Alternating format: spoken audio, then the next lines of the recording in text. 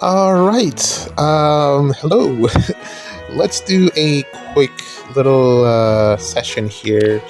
I wanted to just show off a couple of things, kind of like a midweek recording session here. I've been trying to figure out like what's the best combination to get a tuned Erica to actually start working in SD. I've been trying like a bunch of different like speed-based team builds with Hector here, which I think is a perfect partner for her because of the stone terrain. But then also he kind of needs the hardy bearing, so maybe not the best. I think he's on the downward trajectory in terms of him being a far save. I'm also not very high on this Tharja. Even though the anathema status thing is really great, I don't think she's a good enough unit with it. It's probably going to be on a dancer at some point. I feel like it would be really good on a dancer. Well, maybe not. I don't know. Maybe a flyer even. I feel like she'd be better off as a flyer. So I'm really looking for someone else to put into that spot that can offer some type of actual threat, because Tharja just does not kill anything for me. So she's really just been in and out of my barracks while I try to figure out what to do with that particular slot. And then I also had a Goldmere on that team for the stat swings with attack and speed. She actually offers pretty close stat swings, probably somewhere around almost as much as Sedith. But problem is that she's an infantry melee unit, and I don't really need another one in that particular slot because Erica's already on that team, so I'd rather have another range nuke or someone else. So it's kind of difficult to build with Erica. But then also I don't want to put Sedith on the team who would actually solve all of the problems. I just need another Sedith. I keep saying it, but I just don't have another Sedith for this team. For Erica, for a team with Erica. Once I get that, then that team will be completed. But for now, I'm just going to have to keep, using other compositions. This is one of the compositions that I'm looking to bring into SDS in the upcoming week. Although I doubt I'll be able to use this because Celica is the captain here, which means it's an automatic ban because Sakura is here and Celica has erosion. So that composition, of course, I would automatically ban this. Anyone is going to ban the team that has Sakura on it, especially if there's a range nuke as the captain. So I don't expect to use this team, but it is to my benefit to practice with it just to get some usage out of it. This is one of the just a random match I just loaded into just to show it off and see how it plays. I essentially saw someone using Celica with Sakura, and I was like, oh my god, this is exactly what Celica needed to actually be a usable unit. And it doesn't hurt that it's erosion season as well, because Celica otherwise is just not killing anything because of far saves. But I think this is probably the best season to use Celica as a captain, or even Gris if you have him.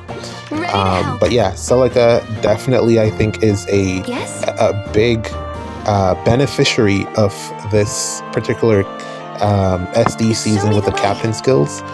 Erosion plus Celica I think is a fantastic pick. I don't actually remember how the opening for this team even goes because I've been trying to figure out that Erica team for a while now and it just hasn't been coming together. But yeah, I try to figure it out here. Also, I don't actually want Hearthwalker on this team, but it is important to have some type of frontliner, and because she's a flyer, it kind of just ends up working out in my favor. But I would, not great, but I'd probably not want, that's Hardy Bearing right there. I'd probably not want Hearthwalker on this team. I'd probably prefer some other type of frontliner. I don't know, I was thinking Tamara, maybe even, Desert Ike, but I don't know. For now, Hearthwalker is here because she's green and she does a ton of damage. I was thinking maybe I could even put Erica on this team, but I don't know. There's something about it isn't striking me. I feel like Erica needs a team for herself. Fjorm is here because I've been having some weird matchups. I think Erosion This is not potentially good, but let's see what the opponent does here. Yeah, I've been having some weird matchups where erosion is, I think it gives a sweep effect. So a lot of my save units have just been dying. Hector in particular, he's been getting windswept, which is so weird because, like, from my reading of the captain skill, only the captain should have the windsweep ability when they're attacking into, you know, whatever unit it is. Maybe I'm just not reading it right, but I guess the other units on the team, maybe if they're within 2 spaces of the captain, get the windsweep effect when the save triggers. I don't know. I could be wrong, but Fjorm doesn't care about windsweep, so that's why I am resurrecting Ascended Fjorm here. She's actually still very, very good. The only downside is that she's not winning any speed checks, so she pretty much has to run Hardy Bearing, which is a negative because, you know, 4 teams, 4 saves. Maybe you probably want to run Hardy Bearing on someone else.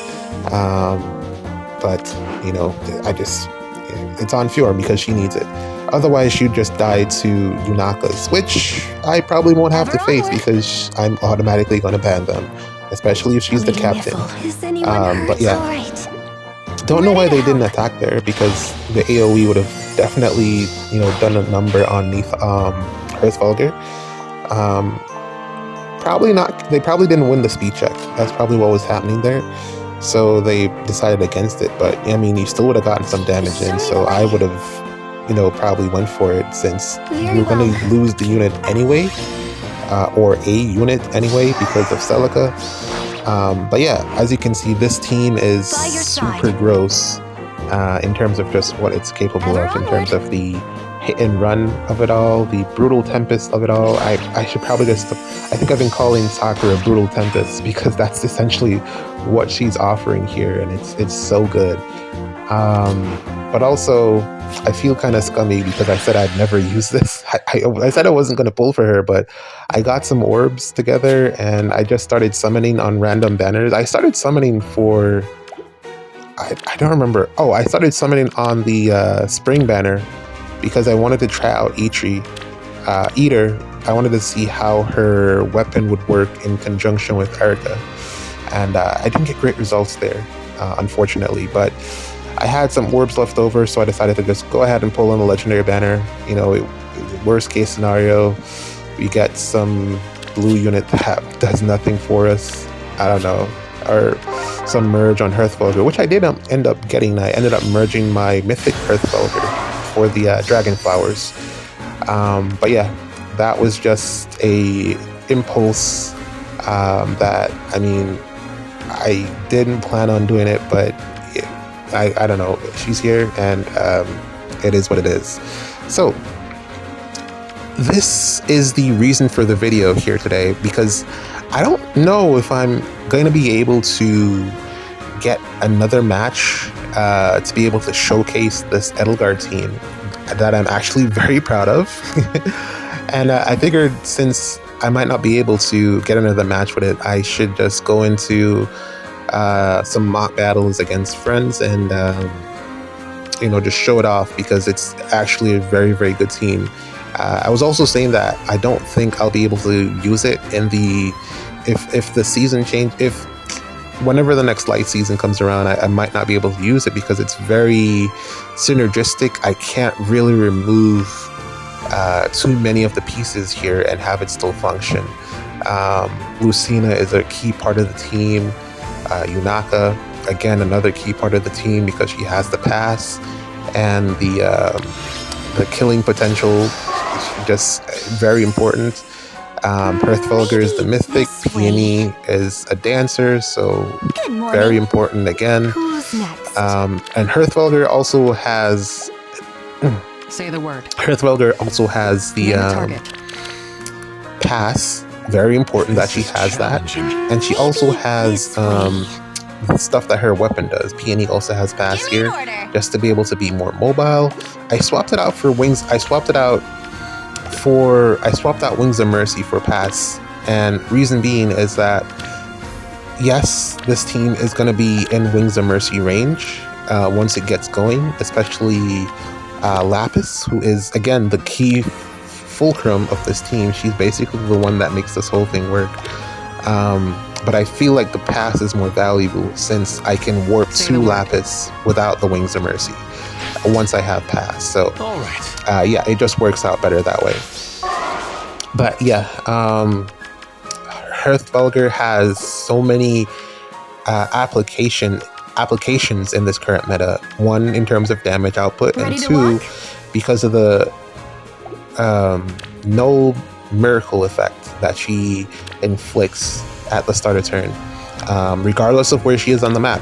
It's whoever is closest and whoever else is within two spaces of whoever is closest. So it really works out for me because I essentially have two sources of null miracle in the form of Hearthvulgar and Winter Edelgard, who has that in her weapon effect. One of the many things that her essay of a weapon does. And yeah, I'm pretty much just going to show it off here. I have what you need. Basically practice. This is one of the maps that I practice against in terms of being able to clear the mountain terrain, and this is the reason that Lapis was chosen alongside Hearthvulgar. The traps here, I do know which one is real, but then this is, regardless of which one is real or not, this spot below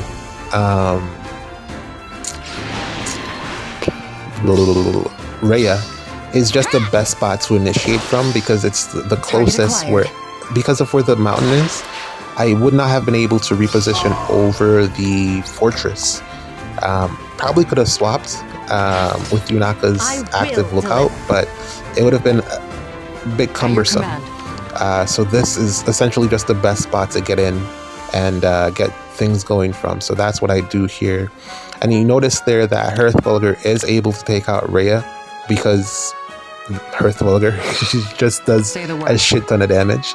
But I can't do that because I lose, well, you're going to see here, I lose quite a bit of action economy if I were to attack with Hearthvulgar first. Yeah, Lapis has to be the one to initiate. I mean, Yunaka doesn't necessarily have to. Yunaka's job is really just to clear the traps, and then Lapis is really the one that is the beacon, the warp mechanic, the warp. Everything revolves around her. Kind of like how Tana. I feel like she's Tana she's New Year's Tana before they made New Year's Tana. And I really slept on this Lapis in terms of just how good she is. Panic Smoke 4, very, very good on her. I think I was saying that she would benefit from having Haste Slice, but I guess in this particular matchup against Rhea, the Scowl would have been a problem, so she probably wouldn't have been able to trigger it. And I don't think you get the DR unless you trigger the Haste Slice. I don't know, maybe it's just combat overall, I don't know. But Pavis ends up working out better because it's not affected by Scowl. And then now when we initiate with Hearthvulgar, we're going to get the extra action because of Shared Spoils, which is just a fantastic debuff. I don't know if they're going to put that on any other units. If they put that on a range unit, oh my god. Like, it's just over. It's over. The game is over. I don't think we'll be able to... I don't see how we'll recover from that. It's going to break the meta if they do that. It's been out since, last year, and it has not been placed on any other units, whereas Frozen has been passed around like candy so far. Captain Seal, everything else. So they are definitely planning something with this Shared Spoils status effect, and it's probably going to be whatever they use to usher in the end of armored units for at least this year. This year feels... between the end of last year and the beginning of this year feels a lot like when they gave us all of those god swords just back to back to back. Every banner was a god sword, and that's what it kind of feels like with all the armored units that we've been getting lately. There has to be some type of swing at some point, especially with armored units. The swing is usually pretty severe, in terms of how quickly they just go from being top of the meta to surviving everything to just doing absolutely nothing. And again, Hector is on that downwards. You can't really do much with him without, in terms of far saving, unless you're running Shield Fighter and you give him a ton of support. The team that I was showing with Erica, he is able to survive Yunaka on that team. Granted, the wind sweep is a problem though. Again, I must not be reading the captain skill properly, but he's getting windswept even though the Yunakas that I'm playing don't have windsweep and they're not the captain. So it's really bizarre. But yeah, here's just one more team here with Lapis, and this one is just to show off that, of course, Rune is the one that's going to be coming out of the surprise circle. Not really a surprise, but I mean, I have him, so I might as well use him. He doesn't really offer too much for this team, but I mean, having the extra actions, or at least the extra action, is not a bad thing if you do somehow need it. I don't know how it'll play into when we get the... Do you think they might pull a fast one and give us the special slot Dark Mythic this month instead of an emblem unit, an emblem hero, or maybe they do a double? They've never done that before, but I do see them trying to switch it up so that, you know, the banners aren't, the legendary and mythic banners aren't as predictable as they usually are. And I kind of understand it from the standpoint that we have people in the Fae community that are like advocating for, not really advocating, but advising, you know, the player base in terms of what banners to summon for and what banners to not summon for. And that's probably viewed by IS as something that's not good for them. I mean, if someone like has a lot of sway and says, you know, you can probably skip this banner, regardless of whether or not it's true, say the word. It's probably not the best for the bottom line for IS. They probably want you to be summoning it on every banner, regardless of whether or not it's good, and regardless of whether or not you know that at the end of the month you're getting something insane. So I can see why they would want to try to manipulate things more in their favor. But then also I think it's kind of like gross to not share information like that, because people want to make informed decision when it comes to spending their hard-earned money. So it's not the greatest. I'm not particularly, you know, fond of that decision. But I don't know, man. IS doing IS things. Let's see what comes from it. But it's supposed to be an emblem banner, I think, at the end of the month. But I wouldn't be surprised if they just switched it up. Or I would be surprised if they switched up and gave us a Dark Mythic that unlocked the 8th slot. That would actually be really interesting, and I wouldn't be mad at it. Yeah, that would give Rune here some competition, even though, I mean, even after, he really needs Brave support. He just doesn't kill anything, even with the miracle, even with the fact that he's dying. He just doesn't kill anything here. Shield Fighter for Mortis, prime example here, even though Yunaka is failing as well, so probably not the best comparison or the best moment to point that out. But yeah, Yunaka's role on this team isn't, like I said, isn't necessarily to kill things, but it's really just to clear up the traps, to make it so that Lapis has a space to initiate from. I will deliver. And we created another space here that Edelgard can go into. Ready to walk? And once we activate this sheared spoil here, you will see that Edelgard is still able to kick butt. Winter Edelgard is still very, very good. Granted, ton of support needed. Probably not the best. This is, I don't want to say this is a scam showcase, because it's really a synergistic team. So every part of it plays, every unit on this team plays a part in terms of it functioning. And with the amount of support that she has, she's able to take out Rhea here because of the stat swings. Now, in this particular scenario here, you're going to see that Velger is unable to KO this particular Rhea because of the miracle effect being in play in this situation because of Freyr. So miracle is allowing her to survive there, but on this one here, when I go over to the trap, I'm getting some extra stat drives from Peony, which ends up being enough to take out Rhea, but even though she's getting her miracle, but I can't attack from there because the trap is there. So you'll see that we're going to go in with Edelgard here, and Edelgard is just able to do it. As you can see here. Again, this is with the supports, the status effects, the debuffs. There's a lot going on that is allowing Edelgard to be able to do this. So it's not like 1 versus 1, a clear matchup in Edelgard's favor. There's a ton of stuff going on here. And also it's highlighting the fact that having Flared Sparrow on Lapis, again, like I said, this is a very synergistic team. Having Flared Sparrow on Lapis helps Edelgard out to be able to get this on the first initiation.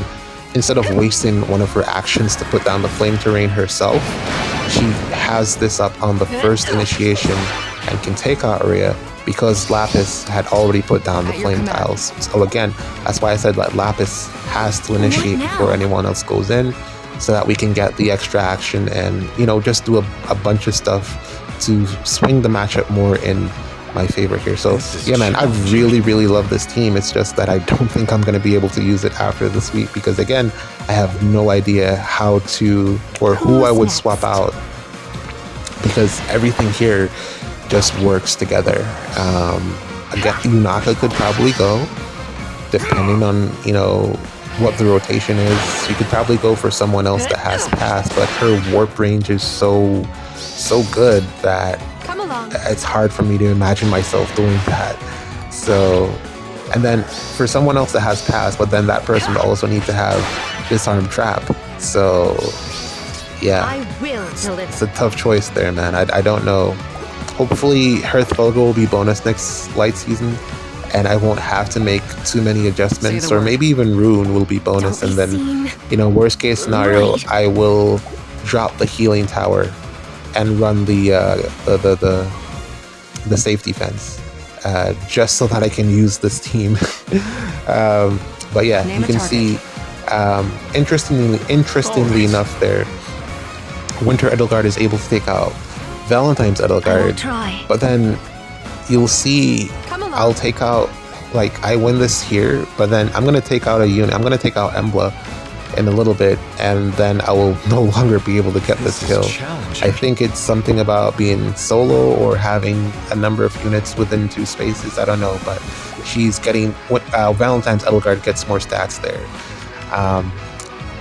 Normally what I would do on a initiation like this is I would have pinned Loki, since she's already conveniently in the corner and it's just a 1 unit pin. But because it's turn 3, I'm unable to do that because of the Celica ring, the Lin ring rather. So we have to kill Loki in order to, or if I want to win this particular match.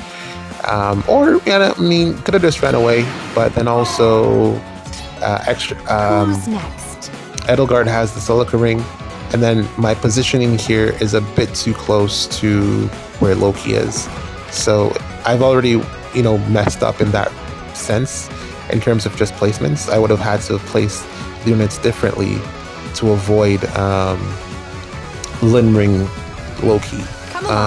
But that would have also been, just running away would have also been an option. We've got to take out the dual unit if we want to activate our dual button from Rearm Lucina here. I mean, Ninja Lucina. So that's what I'm going to do here, so that I can then take out Edelgard, who has the Celica ring. If I had taken out Edelgard instead of Embla there, then none of this would have been a problem. But I mean, decisions. Again, I probably wouldn't have made some of these choices. I practice on these maps, so you're just seeing how the team works. Not necessarily like a live or you know, I had time to reset and restart. It took me like 2 tries just to get this one right. Still didn't get both spots with the configuration that I went with in the end. But as you can see here, we are now able to get this. Again, drives from Peony is so good, man. I can't imagine a meta where Peony is no longer good. She's so great on offense. I was really hoping that would allow us to upgrade this peony to a tuned peony, or if she ever gets some type of version update, we can just update the peony. But I don't know, probably she'll be replaced by some new mythic dancer in the future, or maybe just some other unit that this has to be done. Does the dance roll, but it's not a dancer. I don't know, like they've done with Ather on defense. This but has to be done. I don't know. She's held a ton of value from her introduction to now. She's still very, very good. If I had the I will deliver. knowledge, or if I knew she would last this, I would have merged her.